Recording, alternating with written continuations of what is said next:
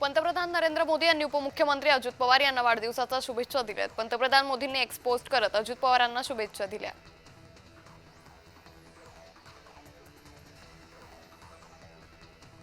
उपमुख्यमंत्री अजित पवारांच्या वाढदिवसानिमित्त सुनेत्रा पवारांनी अजित पवारांसाठी खास एक्स पोस्ट लिहिली। नेतृत्वाच्या कृतीतून सिद्ध होतं असं एक्स पोस्ट मध्ये उल्लेख आहे।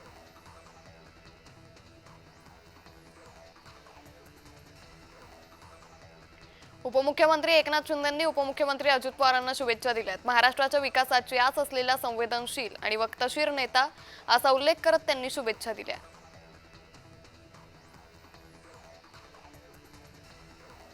आमदार रोहित पवार यांनी उपमुख्यमंत्री अजित पवार यांनी वाढदिवसाच्या शुभेच्छा दिल्यात। निरोगी दीर्घायुष्य लाभो ही सदिच्छा व्यक्त करत या शुभेच्छा दिल्या।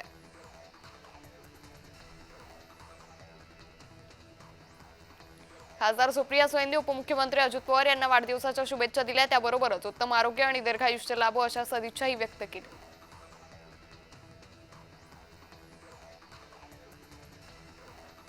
ठाकरेंचं मराठी भाषेविषयी प्रेम निवडणुकीसाठी आहे। फडणवीसांच्या ताकदीपुढे ठाकरे बंधूंना एकत्र यावं लागलं, यापेक्षा आणखी आनंद काय असू शकतो असं वक्तव्य ग्रामविकास मंत्री जयकुमार गोरे यांनी केलं।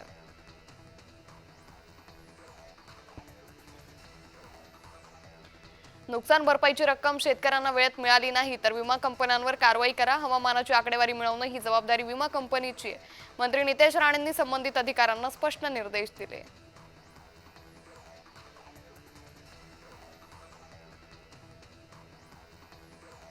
उपमुख्यमंत्री एकनाथ शिंदे वर्धा जिल्हा दौऱ्यावर आहे। मोतीबिंदू विरहित वर्धा जिल्हा अभियानाचं उद्घाटन उपमुख्यमंत्री शिंदे करणार आहेत। त्यासोबतच क्रिटिकल केअर ब्लॉक इमारत आणि 18 आरोग्य उपकेंद्रांचं भूमिपूजनही शिंदे करतील।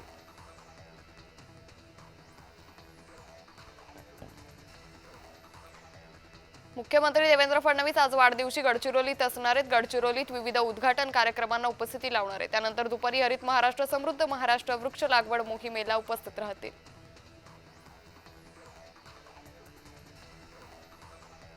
पंतप्रधान नरेंद्र मोदी यांनी देवेंद्र फडणवीसांना वाढदिवसानिमित्त शुभेच्छा दिल्या। त्यांना दीर्घ आणि निरोगी आयुष्य लाभावी अशी सदिच्छा व्यक्त केली आहे। उपमुख्यमंत्री एकनाथ शिंदेंनी मुख्यमंत्री फडणवीसांना वाढदिवसानिमित्त शुभेच्छा दिल्या। एक्स पोस्ट करत त्यांनी मुख्यमंत्र्यांना शुभेच्छा दिल्या आहेत।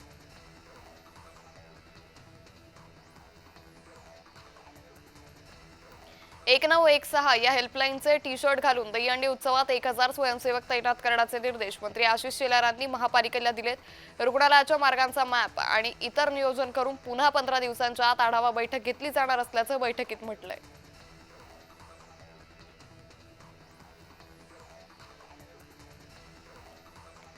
मुख्यमंत्री सहायता निधीच्या माध्यमातून सरकारनं महत्त्वाचं पाऊल उचललंय। राज्यात प्रथमच क्राउड फंडिंग आणि त्रिपक्षीय सामंजस्य करारातून गरीब गरजू रुग्णांना उपचार मिळेल। सर्व योजनांचा फायदा घेऊनही निधीची कमतरता भासली त्यावेळी क्राउड फंडिंग महत्त्वाचं ठरेल।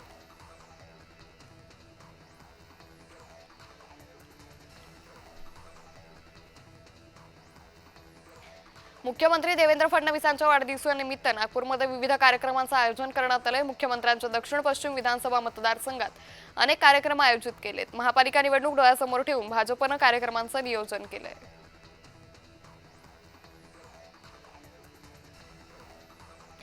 नाशिक सिन्नर शिर्डी रोडवर एमआयडीसी परिसरात उपमुख्यमंत्री अजित पवारांच्या वाढदिवसानिमित्त भव्य फार्म आर्ट साकारण्यात आले। तब्बल 4,42,900 स्क्वेअर फुटात तयार झालेले हे देशातलं पहिलंच राजकीय फार्म आर्ट आहे। अन्नदाता हाच देशाचा भाग्यविधाता असा संदेश देत हे खास फार्म आर्ट तयार करण्यात आले।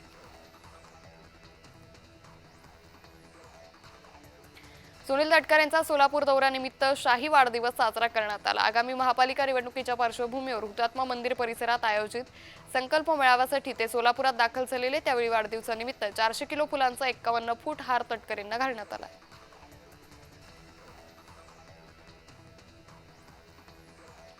भारतीय जनता पार्टीचे प्रदेशाध्यक्ष रवींद्र चव्हाण आज नागपुरात असतील। मुख्यमंत्री देवेंद्र फडणवीसांच्या वाढदिवसानिमित्त विविध कार्यक्रमांचं आयोजन करण्यात आलं। या कार्यक्रमांना रवींद्र चव्हाणही उपस्थित असतील।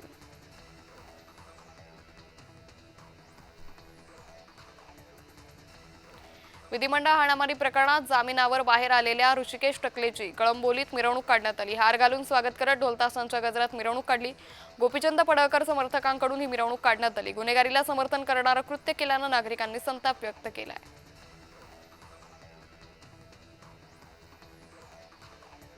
पालकमंत्री जयकुमार गोरे यांनी नामसंकीर्तन सभागृहाच्या कामाबाबत वारकरी संप्रदायाला आश्वासन दिलंय.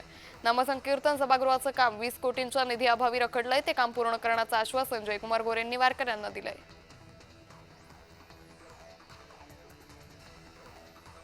आरटी घोटाळ्यातील 10 आरोपींविरोधात दोषारोपपत्र दाखल केले. नागपूर पोलिसांनी प्रथम श्रेणी न्याय दंडाधिकारी न्यायालयात 13,048 पानांचं दोषारोपपत्र दाखल केलं. आरोपींनी बनावट रहिवासी पुराव्यांद्वारे आरटीईच्या 25% राखीव कोट्यामध्ये विद्यार्थ्यांचे प्रवेश केले होते.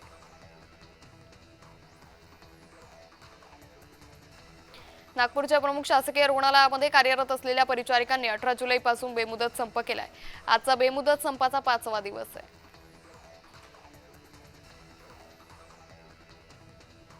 राज्य सरकारनं अदानी समूहाच्या नागपूरमधील गोंडखेरी भूमिगत कोळसा खाण प्रकल्पाला वनजमिनीचा वापर करण्यासाठी अंतिम मंजुरी दिली आहे. 87.351 हेक्टर वनजमिनीचा वापर करण्यासाठी मंजुरी देण्यात आली आहे. 13,000 कोटी रुपये खर्चाच्या प्रकल्पासाठी हा महत्त्वाचा टप्पा मानला जात असून महाराष्ट्रातील अदानी समूहाचा हा पहिलाच कोळसा खाण प्रकल्प ठरणार आहे.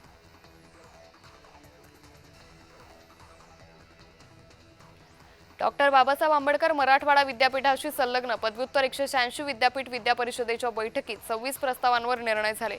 महाविद्यालयात पदव्युत्तरचा प्रवेश तात्काळ सुरू होतील. सुविधा नसलेल्या महाविद्यालयांची संख्या 115 वर आहे. या महाविद्यालयांना 26 जुलैपासून त्रुटींची पूर्तता करण्याच्या सूचना देण्यात आल्या आहेत.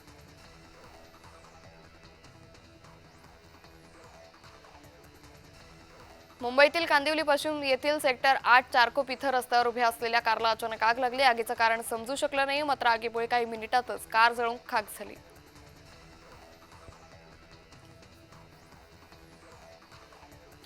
स्वच्छता रँकिंगमध्ये नागपूरचा 27वा क्रमांक आल्यानंतर नागपूर महापालिका खळबळून जागी झाली आहे. विशेष पथक स्थापन करून महानगरपालिकेच्या 10ही झोनमध्ये स्वच्छता गाड्यांची झाडाझडती घेतली. शहरात 2 खासगी कंपन्यांमार्फत कचरा उचलण्यात येतो. घरोघरी जाऊन कचरा संकलन करणाऱ्या वाहनांची महापालिका आयुक्तांसह अधिकाऱ्यांनी पाहणी केली.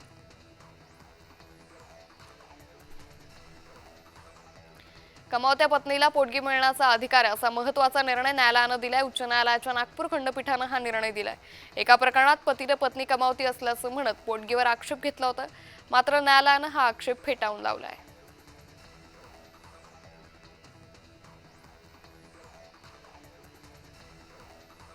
जळगावात महायुती सरकारच्या मंत्र्यांच्या प्रतिमेला चुना लावून निषेध करत जिल्हाधिकारी कार्यालयासमोर आंदोलन केलं. मंत्र्यांच्या गैरकारभाराविरोधी ठाकरे गटाच्या वतीनं तीव्र आंदोलन करण्यात आलं. आंदोलनाच्या वेळी आंदोलकांनी सरकारवर जोरदार टीकाही केली.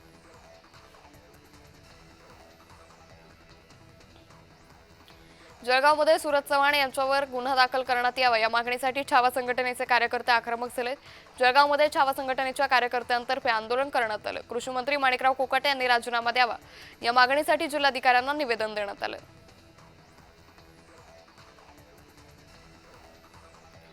भंडाऱ्यात जिल्हास्तरीय शाळा सुरक्षा समितीने जिल्ह्यातील शाळेची पाहणी केली. या समितीचा मुख्य उद्देश गावांना भेटी देऊन त्या शाळेमध्ये असलेल्या त्रुटीची नोंद घेणं आणि त्रुटी दूर करणं होता. शाळेचा विकास भौतिकदृष्ट्या त्याचबरोबर शैक्षणिकदृष्ट्या कसा होईल यासाठीचा शासनाचा हा उपक्रम आहे.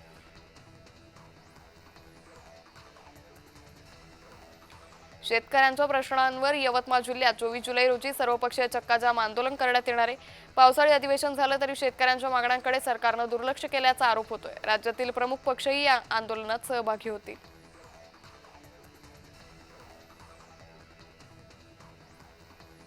धुळ्यात वाढीव घरपट्टीच्या विरोधात शिवसेना ठाकरे गट आक्रमक झालाय. महापालिकेसमोर ठाकरे गटानं आंदोलन केलं. वाढीव घरपट्टीच्या आड आर्थिक लूट सुरू असल्याचा आरोप करण्यात आला. घरपट्टीच्या पावत्यांची प्रतिकात्मक होळी करत वाढीव घरपट्टीचा निषेध केला.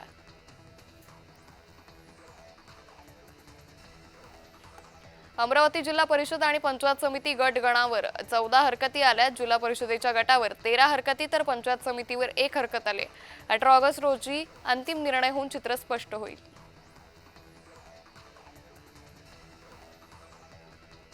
हिंगोलीच्या नरसी इथं परतवारी एकादशीचा कार्यक्रम उत्साहात साजरा करण्यात आला. यानिमित्त पंचक्रोशीतील लाखो भाविकांनी संत नामदेव महाराजांच्या चरणी माथा टेकवून दर्शन घेतलं. भाविकांना सुरळीत दर्शन घेता यावं यासाठी मंदिर परिसरात दर्शनबारीची व्यवस्था करण्यात आली होती.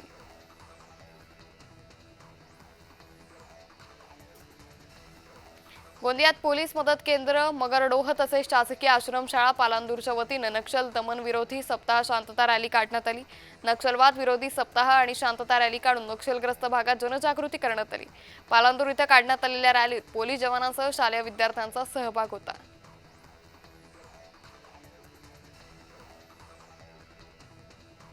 आरोग्य विभागाकडून 3 महिने नियमितपणे सर्वेक्षण करून अचानक लोळेपणाच्या नव्या रुग्णांचा शोध घेतला जाणार आहे। जिल्हा शीघ्र प्रतिसाद पथकानं प्रत्यक्ष भेट देऊन घटनेचं अन्वेषण आणि कारणांची तपासणी केली। वैद्यकीय अधिकारी, आरोग्य कर्मचाऱ्यांनी नियमितपणे सर्वेक्षण, प्रतिबंधात्मक उपाययोजना करण्याच्या सूचना दिल्यात। संभाजीनगरमध्ये वाळूच्या दिशेने जाणाऱ्या 50 वर्षीय दुचाकीस्वाराचा वाहनाच्या धडकेत मृत्यू झाला। मुकेश शिंगाडे असं मृताचं नाव आहे। वाहनाच्या धडकेत दुचाकीस्वार दूरवर फेकला जाऊन जागीच मृत्यू झाला।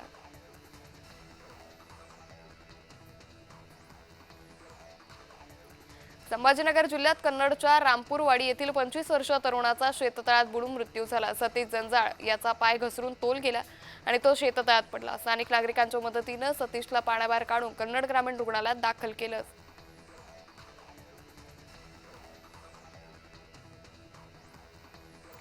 धुळे जिल्ह्यात मुख्यमंत्र्यांनी कोकाटेंना आपल्या मंत्रिमंडळातून काढून टाकावं अशी मागणी शेतकऱ्यांकडून जोर धरू लागली आहे। राज्याचे कृषी मंत्री माणिकराव कोकाटे हे विधानसभेत शेतकऱ्यांचे प्रश्न मांडण्याऐवजी रमी गेम खेळत असल्यानं धुळे तालुक्यातील शेतकऱ्यांनी तीव्र नाराजी व्यक्त केली।